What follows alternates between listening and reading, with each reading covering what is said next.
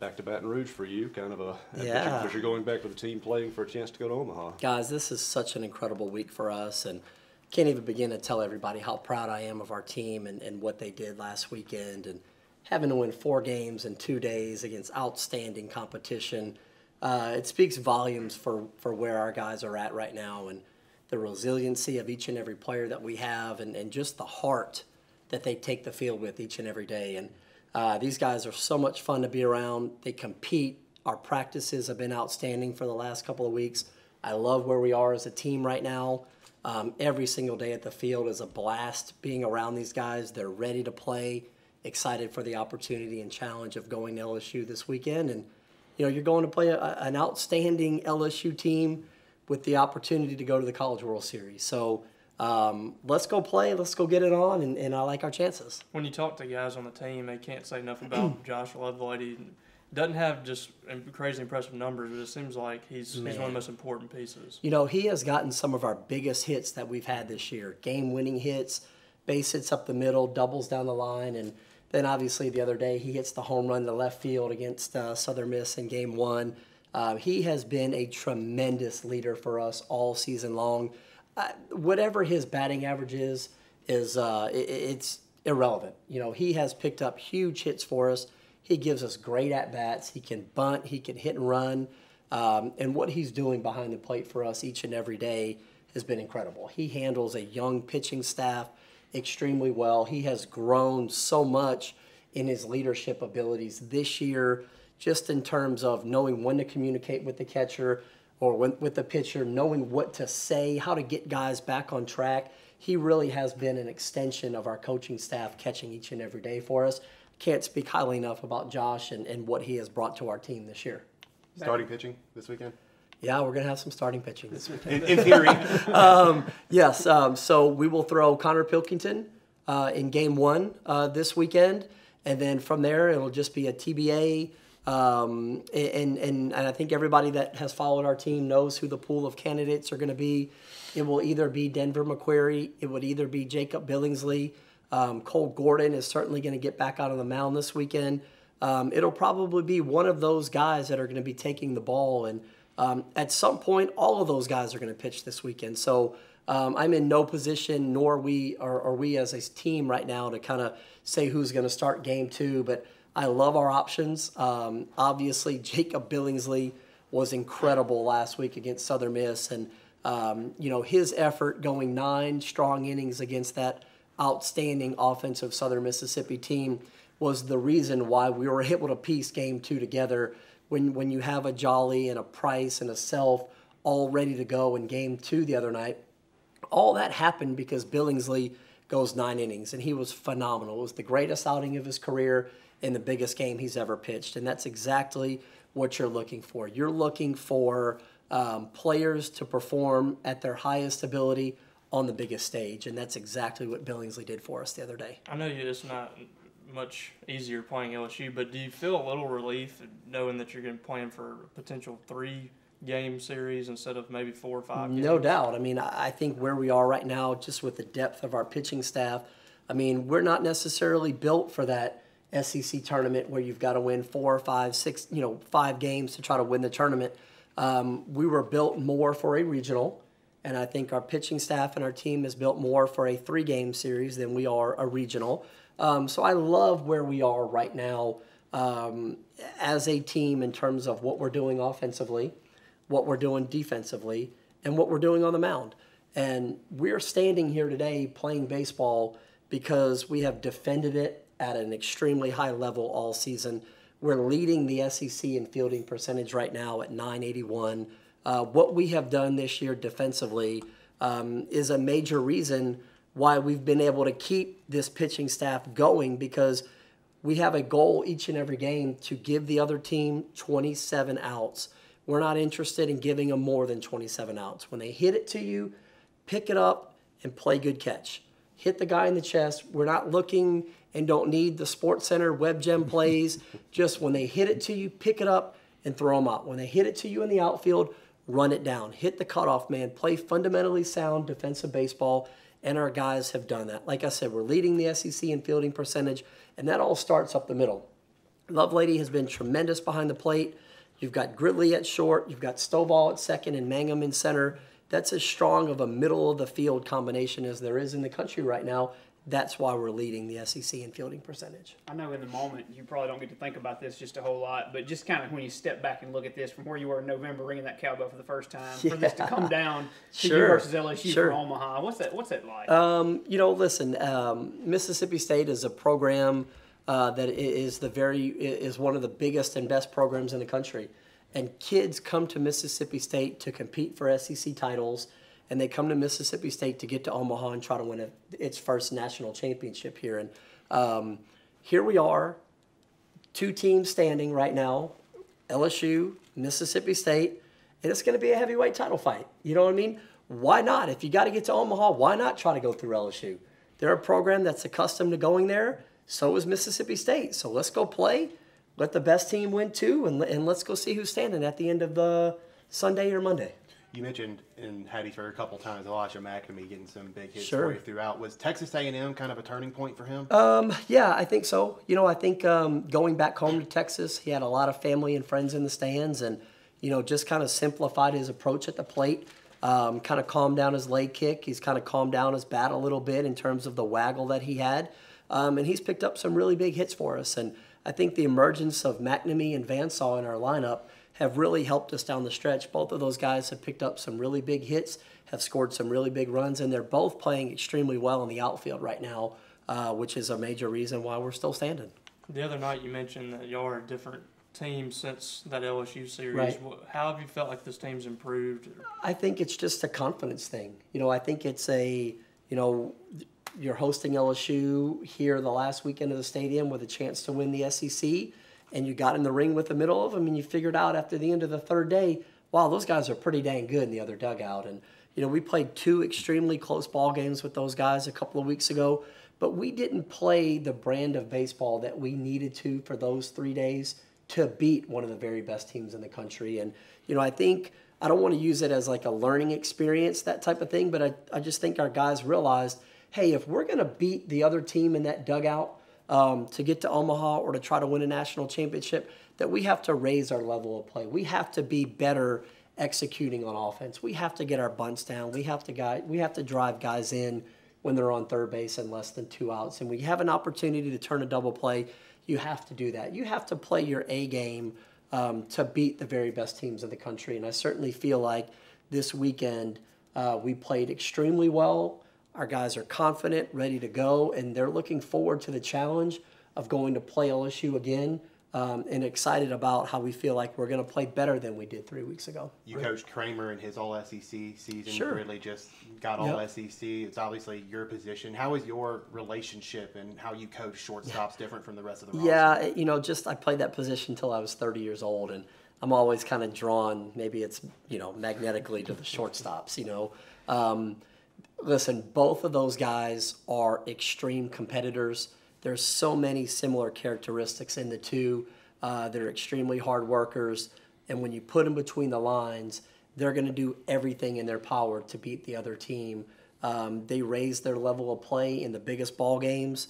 They're very similar players, but their minds work the same in terms of just the competitive part of, I'm not going to let the other team beat me, and I'm going to will my team to success and will my team to victory. That's the 2 characteristics that those guys have, and that's why they're both all-SEC performers. I love to work with those guys. I love working with Gridley each and every day. We're always working on different things, whether it's turning double plays, barehanding balls. We like to have fun playing that position. You're going to handle the baseball so much. You just want to become an expert at handling the ball and being able to direct the field. As well as you've seen Gridley play this year, when you watch what he did at Hattiesburg, is that just raising his game to another level? I think he's just, like we talked about earlier, he is a big-time player that has performed at his highest level on the biggest stage. And it's not a mistake that he has success in the big games. He works extremely hard, and he has an unbelievable amount of confidence in himself and in his own game. And he knows every single time he gets in the batter's box, in his mind, he thinks and knows that he's better than the pitcher out there. And then when he's on defense, he knows that in his mind, he's the best shortstop in the country. And it's just something that really drives him to have success. And I love having him on this team. He's a terrific leader for us, and he makes us go. Red Rucker has he's been crushing home runs for you all year. Yeah, He has 30 doubles. But what did you think when he had that 2-run pop fly single? Man, it doesn't matter what it looks like, man. In the box score, it looks like a missile to right field where he stayed on a changeup, drove it the other way. It was the biggest hit of the season we've had so far, and certainly the biggest hit of his year, and the thing went about 115 feet down the right field line. So, guys, listen, man, you just grind and compete and fight and claw your way each and every day. And we've had so many things go our way, in the last couple of weeks and over the course of the season. But you don't get breaks by mistake. You get breaks because you put yourself in a position for something good to happen on the field. And we've practiced extremely hard. We're competitive each and every day we play. We have 25 come from behind wins this year. And you don't have that many wins if you're not standing there in a close ball game in the 5th, 6th, 7th inning. So, yes, we have 25 come from behind victories. But at the same time, I love our fight, and we're in ball games all the way till the end. And we've had some guys that have picked up some really big hits for us this year. Is it kind of odd to think that you're fixed to play a team that you helped recruit a lot of guys with a team that you didn't recruit much any of these guys? Sure. It gets a little awkward sometimes, and listen, I want the best for all those players in that other dugout. Those guys are tremendous kids from tremendous families, and they're great workers and want to win. And I will always be there for those kids. They know that. But this weekend for 3 days, it's Hail State, maroon and white, and I'll catch up with those guys down the line sometime. I know I've asked this before, but he's pitched so well with Peyton Plumlee. Are you guys still thinking about him as a starter at all this weekend? You know or what? Is he just too valuable in that relief Yeah, role? he has been extremely valuable in that middle relief, long relief type of role. No, I'm not saying I wouldn't hesitate to hand him the ball if our staff and we feel like he's our best option against LSU this weekend. But we're certainly going to go into the weekend with Pilkington as our Friday guy or our Saturday guy right now, and then kind of go from there. And then if we're happen to play a game 3 and Plumlee hasn't pitched yet, and listen, I have zero problem sending Peyton Plumlee out to the mound right now. He continues to get better and better. His confidence is at an all-time high. And so whoever we put out there is going to be because we feel comfortable with those guys performing on a big stage, and those guys have done that all year for us. I know he was the 4th arm that you actually went to, but right. Billings' performance has to make it very tough not to give him that start, Extremely. right? No, you're extremely right. And anytime you can hand the ball to a pitcher in a regional championship game, and he goes out there and gives you 9 innings like he did the other day, I mean, he's screaming for the opportunity to get the ball again, and certainly want to see how he's feeling today and just how his body's recovering and how his arm's feeling, and kind of go from there. But there's no doubt that JB is going to be on the mound this weekend in some really big situations for us, probably with the game on the line or the game starting, that kind of thing, but he's going to be out there and he's going to get his outs. Talked with Coach Owen yesterday, and he was praising your patience. He said you were a lot more patient man than he would have been in some of these situations this year, and he was praising your uplifting attitude and stuff. Have you found that a challenge this year to stay uplifted and keep these guys uplifted throughout all the ups and downs? You know what? Not really. I always said if I ever got the opportunity to be a head coach, I was going to just do it the way I've always done things. And I think my personality by nature is just kind of, relaxed and easygoing. And there's not a whole lot that gets me too over the top, fired up, or mad. I think sometimes that probably gets my wife, Allison, aggravated that I don't, more things don't get me fired up, whether it's around the house or out in public or whatever.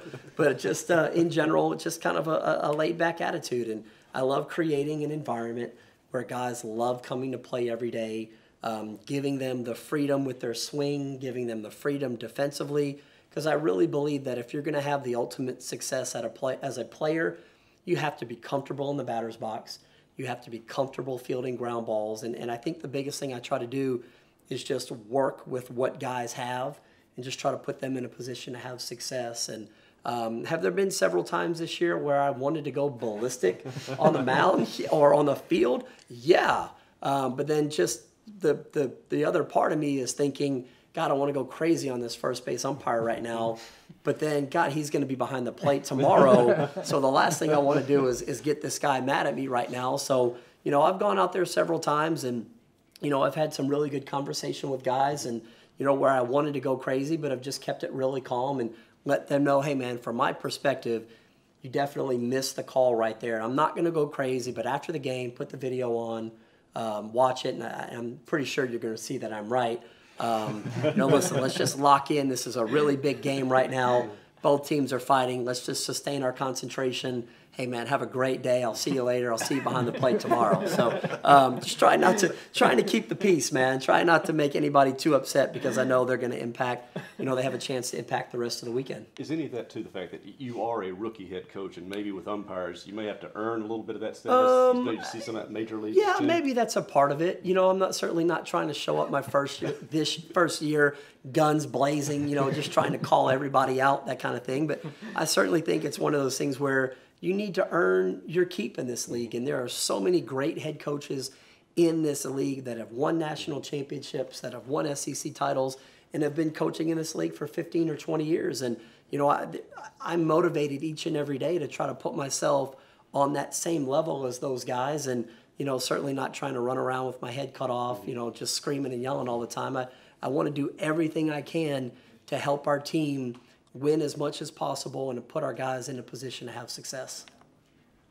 Oh, we got the news today about, obviously, Connor Phillipson be team. Yeah, yes. How much will that help his development as a pitcher, spending that with that level of competition? Yeah, I think and it's going to be the greatest thing that's ever happened in his career, and just in terms of going to be around the very best players in the country each and every day, having the opportunity to put a USA jersey on and represent your country in international competition. I think it's the greatest thing that an amateur athlete could do, is to represent your country on the field. And he is going to grow tremendously in his leadership ability, in his focus, each and every day. And, I've seen so many college players come back from their experience with the USA team, and they're completely different kids. They're completely different players. He's already a very mature kid, and he's already a team first, team last kind of guy. But man, going off this summer to do that, I'm so proud of him. He has earned it, and looking forward to a lot of success from him in the future. When you were working major leagues, did you scout those games? Team Absolutely, yeah. Saw the USA team play several times in international competition, and it's a field full of first and second round draft picks that are extremely motivated to have success. That's the part of it that I'm excited for Connor to go get into. It's just playing in that level of competition with that on the line.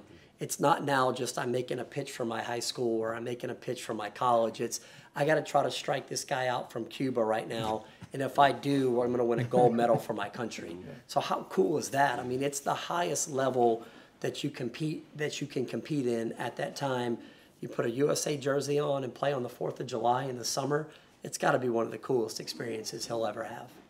You mentioned shutting things down after that. Do you have a plan for him on that? Well, not just him, but your pitching staff as a whole. Yeah, do you want to get them some rest? I think a lot of our pitchers are going to have really short summers or going to be shut down for the summer just because they've had to throw and log so many innings this year. Riley Self certainly fits into that mold. He was planning on going off to summer ball, but he's thrown so much this year. We're going to shut him down this summer. He's going to take summer classes. He's going to be in the weight room with Coach Neal. We're going to have several guys like that this summer that are just going to take the opportunity to rest their arm, get after it in the weight room, take some summer classes, do everything they can to kind of prepare themselves for next year.